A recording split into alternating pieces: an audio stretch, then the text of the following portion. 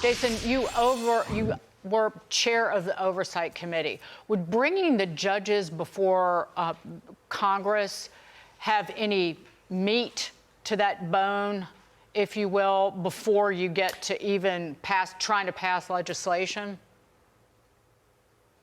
It would be met with a great deal of resistance, particularly from the judiciary branch. Look, I used to serve on the House Judiciary Committee for 8+ years. I don't see any reason why we can't bring judges up to testify about what they believe are the size and scope of their rulings. I think it's a ripe decision. I think Justice Roberts Chief Justice would fight back against that. I don't know what tools would be at his disposal. I also would encourage people to look at Senator Mike Lee's legislation. He also has legislation on this that actually has an innovative way to put together 3-panel judges, a circuit judge, I think 2 district judges, to oversee these types of rulings. You have hundreds of these types of federal judges, but should one person in one district be able to shut down everything across the country? I think a lot of us scratch our head and say, no, probably not. And Senator Mike Lee has an alternative to that I think has more viability than just about anything I've seen out there. Well, you've got a bill in the House,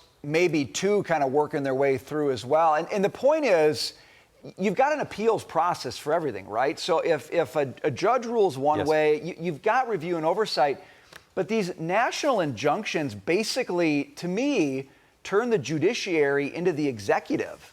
And that just goes, I mean, talk about old laws. That goes back to the oldest law in America, the Constitution. So do you think that there's something, I don't see Democrats getting on board with this, but do you think there's a possibility we could actually get a legislative solution to the problem of injunctions run amok?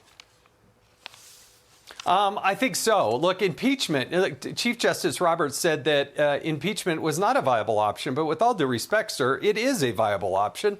It's not necessarily one that's easy to do. As Speaker Johnson said, the bar is exceptionally high. It's not supposed to be easy.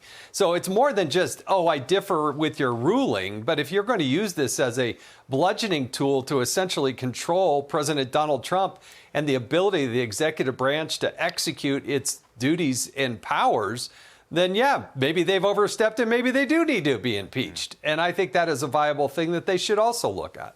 You have 15 seconds to answer this question. Congress, the Republicans, have to raise the debt ceiling, and now the drop-dead date for funding the government is between mid-July and early October. That's the debt limit timeline. Is raising the debt ceiling going to throw a wrench into the reconciliation package? Go, 15 seconds.